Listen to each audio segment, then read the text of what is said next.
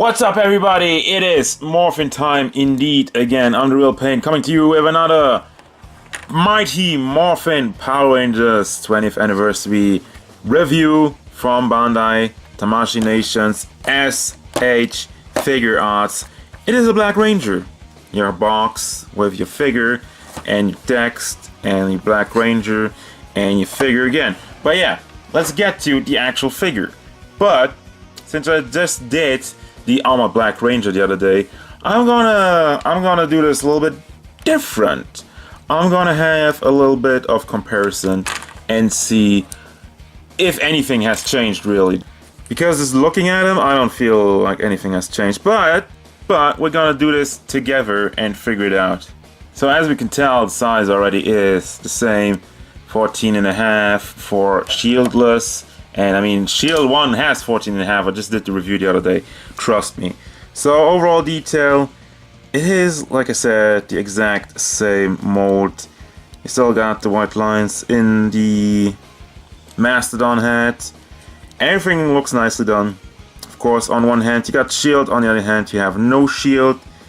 I want to know at the Morpher. Is the Morpher the same? I mean, why would they do anything else? Why would they do anything different? No, it looks pretty much the same to me on both sides. I try to go in deeper, but you know, my camera's just gonna be like at some point new. And that really just brings me to the articulation of shieldless Zack. I mean, same thing. You got the neck, which is super articulated. You got the head, which got all the room down there, so you can wriggle that around. You can bring it all the way around for both guys. I want to know if the neck has some more room, because there's no shield. No, they still basically get the same shame pose. Oh, and does it go back? Yeah, it gets blocked by the shield over there. That's that 1 point for shieldless Zack in this one. But I guess shield Zack gets a point because he has a shield. Haha, nerd. Shoulder rotates around, goes up, goes down, and you have the hinge in there on the ball basically, which is connected to the torso, so you can rotate that around. And you have the floaty piece over there. It also can also basically swivel this, use it as swivel, bring this around.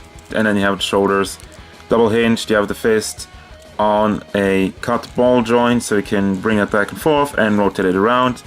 And just real quick, I mean, with all the shoulder articulation, it's basically the same, just, you know, you have the elbow that does go out all the way with this guy. And then you have limited mobility in the torso because of the shield. Not really. He's stiff, but he doesn't seem to have much more wiggle motion back and forth. Torso articulation goes all the way around, goes back, goes forth. Same thing over here. Torso goes out pretty much all the way.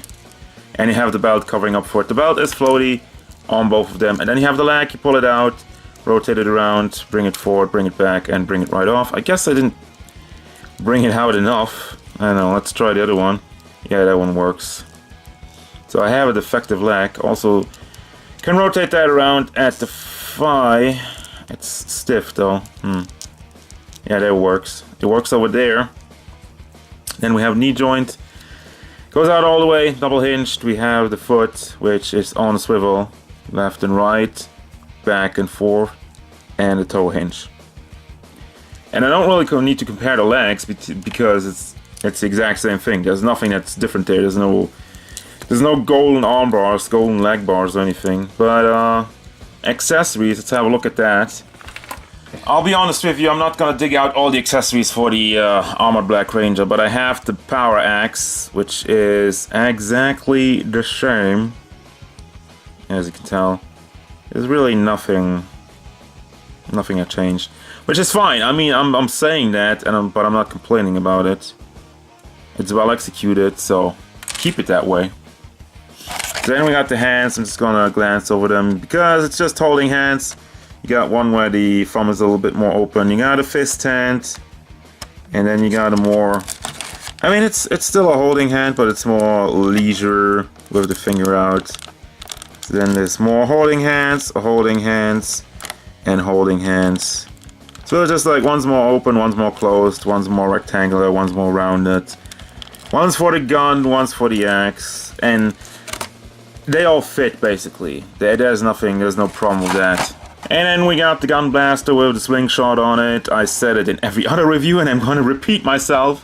For each and one of them, I just rather have the blaster. I don't care about this thing that they used once in the show. The power upgrade. Oh, Rangers, I have this powerful upgrade that you're just going to use once and never again.